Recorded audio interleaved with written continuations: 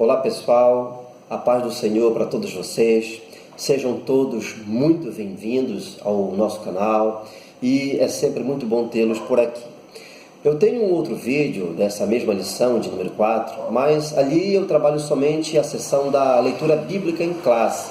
Aliás, sempre a cada lição trago em um vídeo separado uma exposição condensada de alguns termos ou expressões que eu julgo ser interessante abordá-los. Por isso, não deixe de assisti-lo, pois o correto entendimento desses termos ou expressões são extremamente importantes para o bom entendimento da lição. Bom, neste vídeo estudaremos a lição de número 4 propriamente dita, os seus 3 tópicos, e a lição tem como tema a degeneração da liderança sacerdotal. Mas, afinal de contas, o que quer dizer degeneração? Degeneração é corrupção, depravação, devassidão, lascívia, ou seja, é toda e qualquer conduta vergonhosa, como sensualidade e imoralidade sexual. E é sobre as consequências de uma conduta que trazia vergonha para um pai e para um povo que iremos discorrer neste vídeo. Primeiro tópico, a degeneração dos filhos de Eli. Primeiro subtópico, quando não valorizamos o que Deus nos deu. Em 1 Samuel, capítulo 2, versículos 27 e 28, o homem de Deus lembra à família de Eli o privilégio de terem sido escolhidos por Deus para este nobre ofício, pois assim está escrito: assim diz o Senhor, não me revelei, na verdade, a casa de teu pai, estando eles ainda no Egito? E eu o escolhi dentre todas as tribos de Israel para ser o meu sacerdote.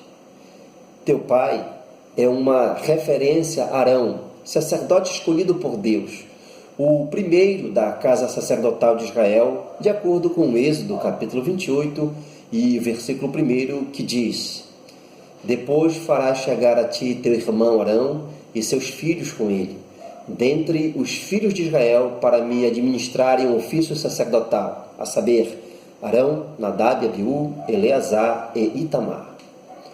Confira também Números, capítulo 3, e os versículos do 1 ao 4.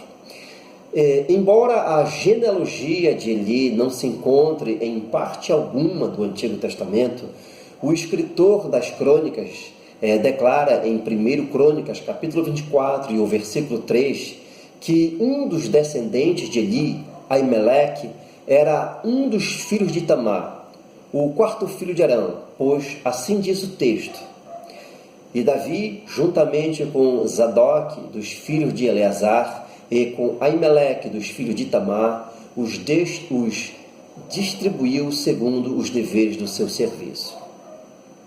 A descendência de Eli pode ser traçada da seguinte maneira: Eli gerou Finéias, que gerou Aitube, isso de acordo com 1 Samuel, capítulo 14, e o versículo 3, que diz: e Aías, filho de Aitube, filho de Icabô, irmão de Finéias, filho de Eli, sacerdote do Senhor em Siló, trazia o éfode.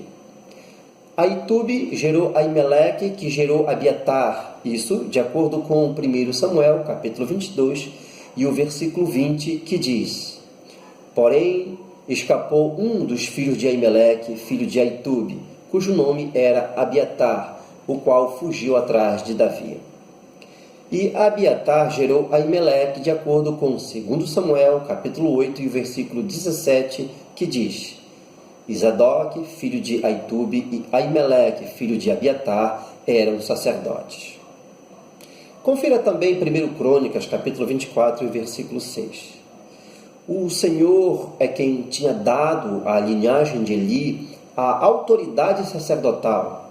Essa linhagem vinha de Arão por meio de Itamar, seu filho mais novo. O profeta lembrou a Eli que seu cargo como sumo sacerdote era uma dádiva recebida pela graça de Deus. O sumo sacerdote tinha seus emblemas de autoridade. Era um privilégio para o sumo sacerdote e seus filhos oferecer sacrifícios no altar de bronze, queimar incenso no altar de ouro, usar as vestimentas sagradas e comer das santas ofertas. Eles possuíam grandes privilégios, como se vê em Levítico, capítulo 6 e o versículo 26, que diz: o sacerdote que a oferecer a oferta pelo pecado a comerá. Em Levítico 7, no capítulo 8 e versículo 10, diz: também o sacerdote que oferecer o holocausto de alguém terá para si o couro do animal que tiver oferecido. Igualmente, toda oferta de cereais que se assar ao forno, como tudo o que se preparar na frigideira e na assadeira, pertencerá ao sacerdote que a oferecer.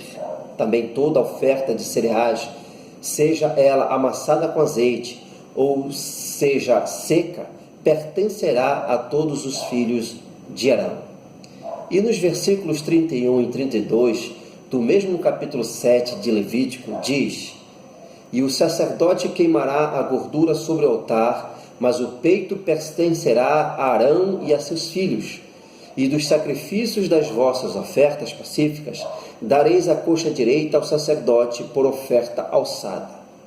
Confira também Números, capítulo 18 e os versículos do 8 ao 10. Grandes privilégios recebidos requerem grandes responsabilidades por parte da pessoa favorecida. Entretanto, Eli e seus filhos haviam violado tudo isso, como instâncias da instituição do sistema de sacrifícios levíticos, pois deveriam viver mediante o cumprimento fiel e santo de sua missão. Fazendo uma troca.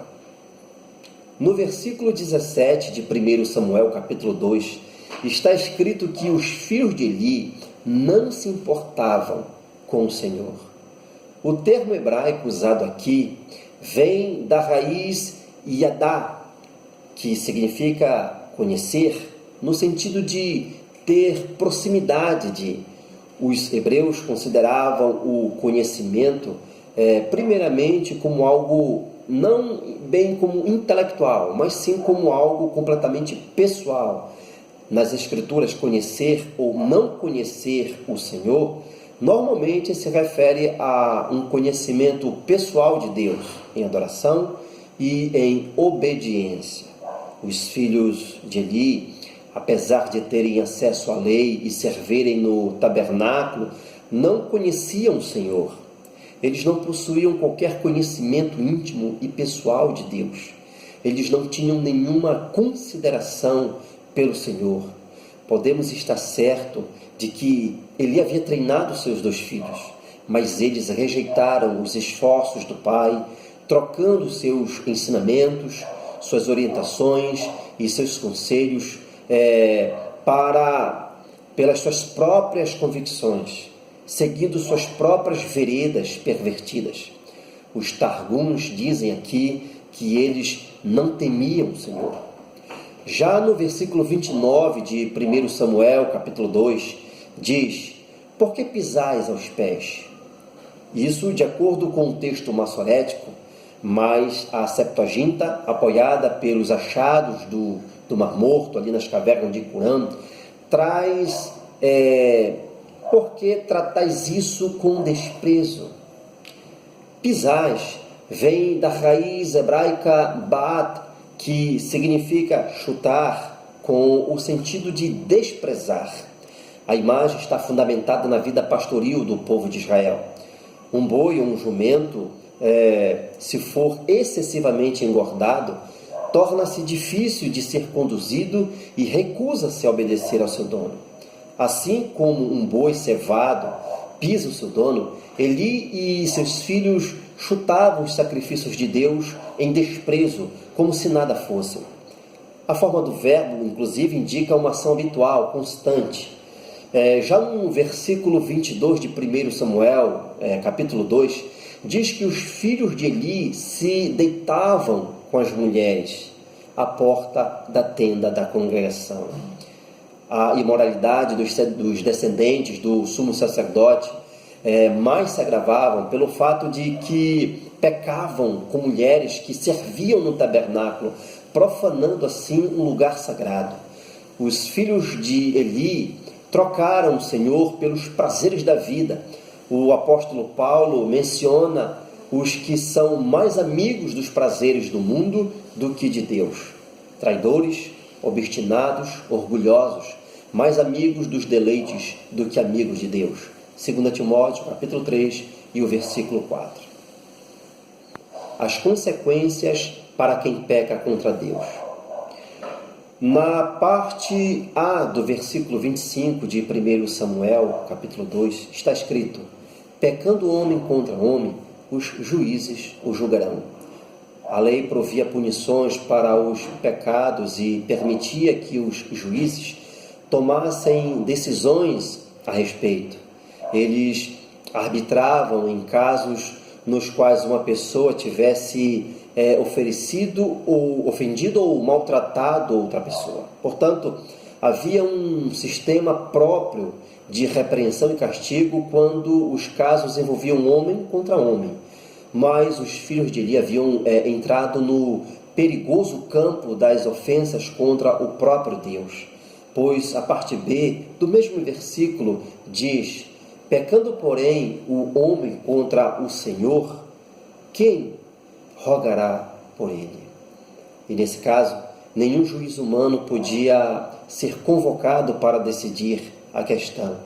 O pecado cometido como abuso de poder, num desrespeito intencional diante da lei de Deus, tal como o que os filhos de Eli cometeram, não podiam ser resolvidos por sacrifício algum. Considere a situação seguinte: no tabernáculo, alguém faria uma oferta, alguém trazia uma oferta a fim de ter seus pecados perdoados. Os filhos de Eli roubavam-na e eram hipócritas à atitude de arrependimento da pessoa. Deus, em seu infinito amor por Israel, jamais deixaria que essa situação continuasse. A sentença de morte seria executada pelo próprio Senhor, o qual haveria de usar os temidos filisteus para a execução. O Senhor permitiu que os filhos de Eli morressem como resultado de sua presunção. Segundo tópico, a sentença do juízo de Deus.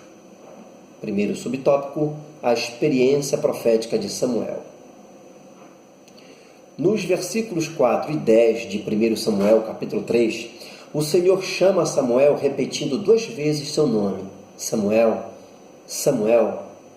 O Senhor chamou outras pessoas 2 vezes pelo nome em um ponto crucial de suas vidas, como, por exemplo, Abraão, em Gênesis, capítulo 22 e o versículo 11, como Jacó, em Gênesis, capítulo 46 e o versículo 2, e como Moisés, em Êxodo, capítulo 3 e o versículo 4.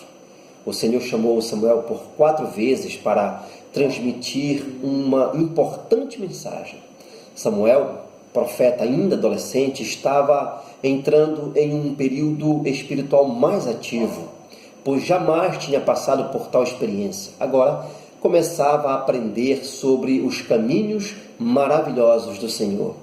Ele foi levantado em um tempo de extrema limitação da atividade profética, provavelmente porque havia poucos israelitas fiéis que dariam ouvidos à palavra de Deus, como depreendemos de Juízes, capítulo 21 e o versículo 25. A mensagem transmitida foi igual em todos os pontos essenciais a que já tinha sido dada pelo profeta desconhecido. Uma mensagem endereçada ao próprio Eli. A mensagem começa no texto hebraico com a raiz asa, fazer, porém flexionada no particípio ativo do kal, e significa literalmente estou fazendo. Ou seja, os acontecimentos já naquela ocasião da profecia, que Deus estava entregando a Samuel, modelavam aquilo que proporcionaria o cumprimento das predições feitas previamente a Samuel.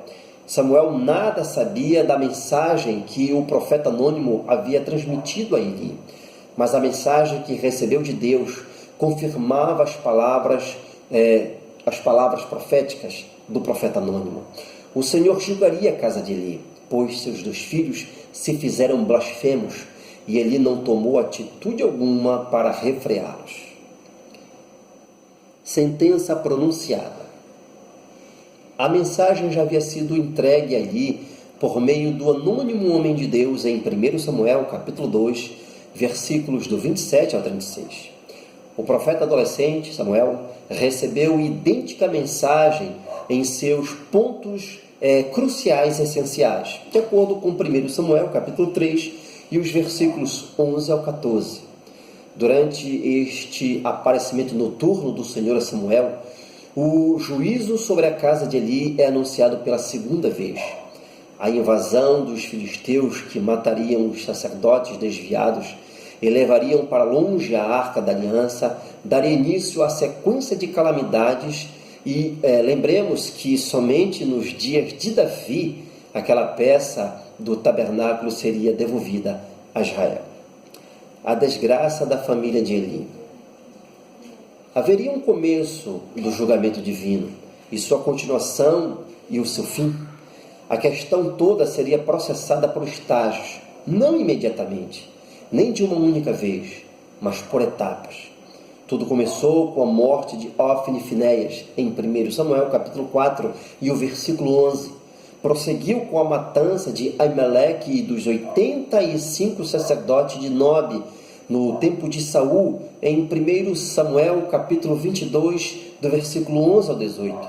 E terminou com a expulsão de Abiatar do sacerdócio nos dias de Salomão, de acordo com 1 Reis, capítulo 2, e o versículo 27. Tudo isso está de acordo com 1 Samuel 3, versículo 12, na parte final que diz: começarei e o cumprirei. Todo esse processo para a consumação da profecia chegou a levar cerca de 130 anos. Um fato que marcou o início de toda esta catástrofe, de toda esta calamidade familiar, está nas palavras da nora de Eli, a esposa de Finéias, quando diz: e acabou, foi-se a glória de Israel. Todas as predições se cumpriram e o sacerdócio foi transferido para Zadok, descendente de Eleazar, irmão de Itamar e filho de Arão, permanecendo assim durante toda a história subsequente de Israel. Terceiro tópico, as consequências do pecado. O primeiro subtópico, o preço do pecado. No Antigo Testamento, mais especificamente em Gênesis capítulo 2, versículo 16 e 17, diz: e ordenou o Senhor Deus ao homem, dizendo: de toda árvore do jardim comerás livremente, mas da árvore da ciência do bem e do mal, dela não comerás, porque no dia em que dela comeres, certamente morrerás. Já no Novo Testamento, em Romanos capítulo 6 e o versículo 23, diz: pois o salário do pecado é a morte. Ou seja, o pecado sempre traz consequências, e suas consequências são trágicas. Eli tinha conhecimento do pecado de seus filhos. De acordo com 1 Samuel, capítulo 2, versículos 22 ao 24, e o capítulo 3, versículo 13, mas sua covardia era visível, pois de acordo com Números, capítulo 15, e os versículos 30 e 31, a Eli cabia a responsabilidade paternal, sacerdotal e judicial de discipliná-los e afastá-los do sacerdócio. Porém, nisso ele falhou. Por causa de sua omissão e da irreverência de seus filhos, sua família foi tirada do sacerdócio. Os males da falta de repreensão. Provérbios capítulo 15, o versículo 10 diz: o que odeia a repreensão morrerá. De acordo com o texto hebraico, a palavra repreensão, torahat, que quer dizer correção, este substantivo torahat vem da raiz yahar, que quer dizer reprovar, corrigir e convencer. Esta palavra não somente envolve o desmascaramento ou denúncia do pecado, mas também conclama a pessoa ao arrependimento, ou seja, inclui uma ação que aponta não para o pecado, mas para o arrependimento para com Deus. Muitos textos bíblicos falam da correção amorosa de Deus, como por exemplo Provérbios capítulo 13, versículo 12, que diz: porque o Senhor repreende aquele quem ama, assim como o pai, o filho a quem quer bem. Assim fica evidente que há uma força pedagógica por trás do verbo yahar, pois ele denota a educação e a disciplina como resultado das ações jurídicas de Deus. Deve ser considerado, portanto, que a repreensão ou a correção fazem parte do amor de Deus. O Senhor falou ali de duas maneiras, ou por duas vezes, ou em duas ocasiões. Primeiro, através de um profeta desconhecido, de acordo com 1 Samuel, capítulo 2, e versículos 27 a 36. Em seguida, através do profeta Samuel, de acordo com 1 Samuel, capítulo 3, e versículos do 11 ao 14. Parece que o primeiro aviso, embora expresso em um futuro absoluto, tinha o objetivo de considerar uma mudança de atitude, ou na atitude de Eli, com relação aos seus filhos. Confira o aviso de Jonas a Nínive, em Jonas capítulo 3, versículo 4, e os seus resultados no capítulo 3, versículo 10 e no capítulo 4, versículo 2.